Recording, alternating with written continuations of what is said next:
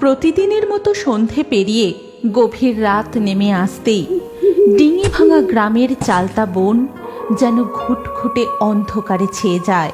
সেই অন্ধকারেই হারিকেন হাতে নিয়ে বেরিয়ে আসে এক ডাইনি পাখি।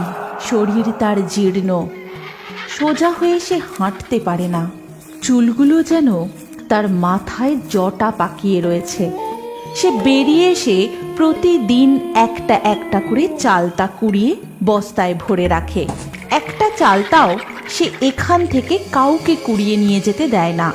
আর তার এই গোটা চালতার বন পাহারা দেয় তার দুই চেলা, পেঁচা আর দাঁড় কাক।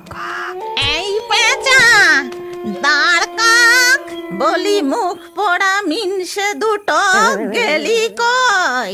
তোদের দেখতে পাচ্ছি নে কেনে? ডাইনি পাখির ডাক শুনে পেঁচা আর দাঁড় কাক চালতা গাছ থেকে ডাইনি পাখির কাছে উড়ে আসে আর বলে, এই তো আমরা তোমার সামনেই দাঁড়িয়ে আছি। তারপর পেঁচা আর দাঁড় কাক একেবারে ডাইনি পাখির সামনে এসে দাঁড়ায়। আসলে ডাইনি পাখি চোখে ভালো দেখতে পায় না, হারিকেনের আলোই তার সম্বল। তারপর হারিকেনটা পেঁচা আর দাঁড় কাকের সামনে তুলে ধরে। শোন, তোরা ভালো করে চালতা বনকে পাহারা দে। আমি একটু গ্রামের দিকে যাচ্ছি। খিদে আমার পেট জ্বলে যাচ্ছে।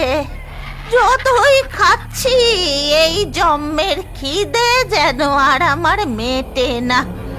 দেখি গ্রামের দিকে কোনো মুরগি, ভেড়া, ছাগল কিছু পাই কিনা। এই বলে ডাইনি পাখি তার হারিকেন হাতে নিয়ে সেই গভীর রাতে গ্রামের দিকে যায়। আর সেখানে গিয়ে একটা বাড়ির সামনে সে ঘুরতে থাকে আর কর্কশ গলায় সে একই কথা বারবার বলতে থাকে। খিদে পেয়েছে, আমার খুব খিদে পেয়েছে। হাতের সামনে যাকেই পাবো তাকেই ছিঁড়ে ছিঁড়ে খাবো। কাউকে ছাড়বো না, আমি কাউকে ছাড়বো না। সেই সময় ওই বাড়ির ভিতরই নববিবাহিত পাখি দম্পতি বসে গল্প করছিল। বলছি গিন্নি, তুমি বাড়িতে এত গয়নাগাটি আর পড়ে থেকো না। গ্রামে চোর ছেঁচোরের যা উপদ্রব, খবর পেলেই ব্যাস। তুমি বরং কাল সকালেই সব গয়না খুলে আলমারিতে ভালো করে তুলে রেখো। হ্যাঁ গো হ্যাঁ, তোমাকে কোনো চিন্তা করতে হবে না। এখন চলো তো, অনেক রাত হয়ে গেছে, এবার ঘুমিয়ে পড়ো। ঠিক তখনই তারা বাইরে কিসের যেন একটা শব্দ শুনতে পায়। তখন বাইরে কিসের যেন একটা শব্দ শোনা যাচ্ছে। আমার সন্দেহটাই কি ঠিক? নিশ্চয়ই কোনো চোর পাখি এসেছে। তুমি এখানে চুপটি করে বসো, আমি বাইরে গিয়ে দেখছি। ব্যাটাকে আজ মেরে মাথা ফাটিয়ে দেব। এই বলে সে একটা লাঠি হাতে নিয়ে বাইরের দিকে বেরিয়ে যায়। ওগো ওগো শোনো, তুমি একা যেও না, শোনো শোনো আমার কথা। এই কে রে? কে চুরি করতে এসেছিস? সাহস থাকলে সামনে এগিয়ে আয়। তারপর সে এদিক ওদিক তাকাতেই দেখতে পায় হারিকেন হাতে কে যেন একটা উঠোনের সামনে দাঁড়িয়ে আছে। সে প্রচণ্ড রেগে গিয়ে তার দিকে এগিয়ে যায়। আর এগিয়ে যেতেই ডাইনি পাখি হারিকেনটা তুলে তার মুখের দিকে তাকায়। তার দিকে তাকাতেই বর পাখিটা প্রচণ্ড ভয় পেয়ে যায়। সে সেখানেই থরথর করে কাঁপতে থাকে। সেই ডাইনি পাখির চোখ থেকে যেন সে চোখ সরাতেই পারে না। অনেক অনেক চেষ্টা করেও তার গলা দিয়ে কোনো আওয়াজ বেরোয় না। সে চিৎকার করে কাউকে ডাকতে পারে না। এতক্ষণ হয়ে গেল, আমার স্বামী এখনো এলো না। কোথায় যে গেল? আমি কি একবার বাইরে গিয়ে দেখবো? না না, আমার ঠিক ভালো মনে হচ্ছে না। আমি নিজেই একবার গিয়ে দেখি। বাইরে গিয়ে সে এদিক ওদিক দেখতে থাকে, কিন্তু কোথাও কাউকে দেখতে পায় না। তারপর সে উঠানে দেখতে পায় তার স্বামীর হাতের লাঠিটা সেখানে পড়ে রয়েছে। কাছে যেতেই হারিকেনের আলোয় সে যা দেখে, তাই দেখে তার চোখ কপালে উঠে যায়। সে দেখতে পায় মাটিতে লাল রঙের রক্তের বন্যা বয়ে যাচ্ছে। প্রচণ্ড কান্নায় সেখানেই সে ভেঙে পড়ে। এ কি, হায় গো হায়, হে আমার কি সর্বনাশ হলো গো! গভীর রাতে যে তাকে নিশিতে ডেকে নিয়ে গেল। ও গো, কে কোথায় আছো গো? বেরিয়ে এসো, বাঁচাও বাঁচাও, আমার স্বামীকে বাঁচাও। তার কান্না শুনে আশেপাশের সমস্ত পাখিরা সেখানে ছুটে আসে। সেখানে এসে এই ঘটনা শুনে তাদেরও হাড় হিম হয়ে যায়। তখন এক বয়স্ক পাখি বলে, ও বাবা, এই যে নিশির ডাক, গ্রামে কি আবার ভূত পেতে নজর পড়লে নাকি? তবে তো খুব সাবধানে থাকতে হবে। এইভাবে বেশ কয়েকদিন কাটতে থাকে। যেদিন যেদিন ডাইনি পাখি খিদের জ্বালায় থাকতে পারে না, সেদিন সেদিন সে হারিকেন হাতে নিয়ে গ্রামের ভিতরে আসে। আর তার হারিকেনের আলোর সামনে যে আসে সে আর বেঁচে ফিরতে পারে না। তাকে মেরে সে জঙ্গলের দিকে টেনে নিয়ে যায়। শুধু সকালবেলায় গ্রামের পাখিরা দেখতে পায় সেই জায়গায় রক্তের বন্যা বয়ে গেছে। একদিন সকালবেলায় টিয়া তুলসীতলায় পুজো করছিল। ঠিক সেই সময় টুনিয়া আর টুকাই তার কাছে এসে বলে, মা, ও মা, আমাদের খুব চালতা দিয়ে টক ডাল খেতে ইচ্ছে করছে। আমি আর দিদি যাব চালতা তলা থেকে কটা চালতা কুড়িয়ে আনবো। খবরদার না, ওই চালতা তলার দিকে একদম পা বাড়াবি না বলে দিলাম। অত গভীর জঙ্গলে কোথায় না কোথায় সাপ খোপ থাকবে। তারপর এখন গ্রামে যা সব শুরু হয়েছে, না, একদম যাবি না। ও মা, আমাদের যেতে দাও না। আমি আর ভাই যাব, কয়েকটা চালতা কুড়িয়েই চলে আসবো, একটুও দেরি করব না।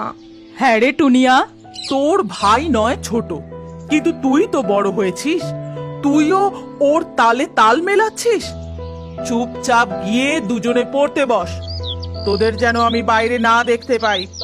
আর জোরে জোরে পড়বি, রান্নাঘর থেকে যেন আমি পড়ার আওয়াজ শুনতে পাই। এই বলে টিয়া সেখান থেকে চলে যায়। তখন টুনিয়া তার ভাই টুকাইকে বলে, কি হবে রে ভাই, মা তো আমাদের কিছুতেই যেতে দিচ্ছে না। কিন্তু আমার তো চালতা দিয়ে টক ডাল খেতে খুব ইচ্ছা করছে।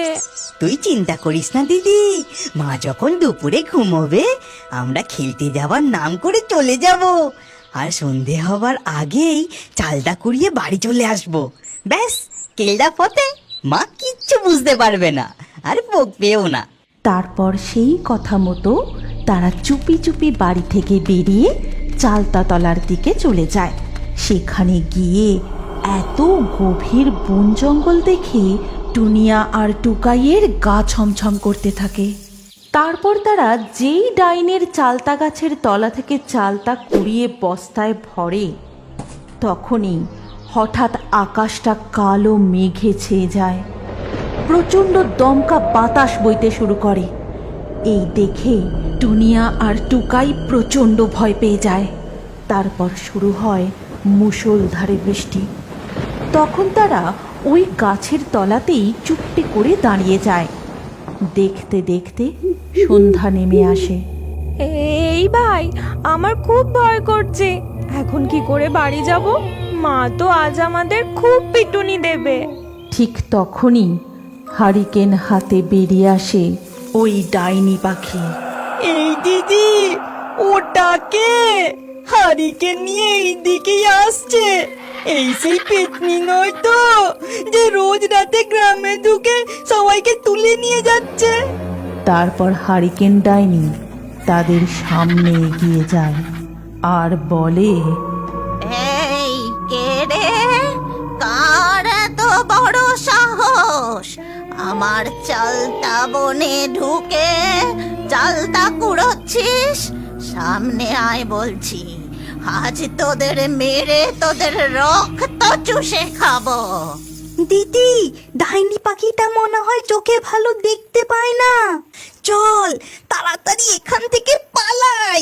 এই বলে যখন তারা দুজন পালাতে যাবে, এমন সময় ডাইনি পাখি হারিকেন তুলে তাদের মুখ দেখে ফেলে।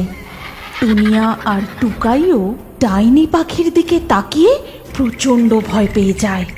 তারাও আর সেখান থেকে পালাতে পারে না। এ তো দেখছি কচি কচি দুটো ছানা পাখি। তোদের এত সাহস, এইটুকু বয়সে এই ঘন জঙ্গলে চালতা কুড়োতে এসেছিস?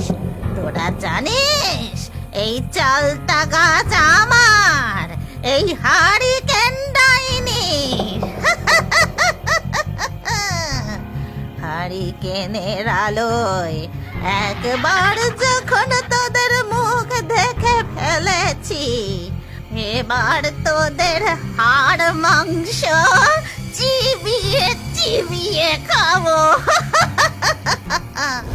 আমাদের ছেড়ে দাও, আমাদের মেরো না। তোমার মনে কি একটু দয়া মায়া নেই? আমাদের মতো দুটো বাচ্চা বাচ্চা পাখিদের তুমি মেরে ফেলবে বলছো? আমরা তোমার কি ক্ষতি করেছি? তোমার কি কোনোদিন কোনো ছেলে মেয়ে ছিল না যে তুমি আমাদের এইভাবে মারতে চাইছো? টোকাইয়ের মুখে এমন সব কথা শুনে হারিকেন ডাইনি হাউমাউ করে কেঁদে ওঠে।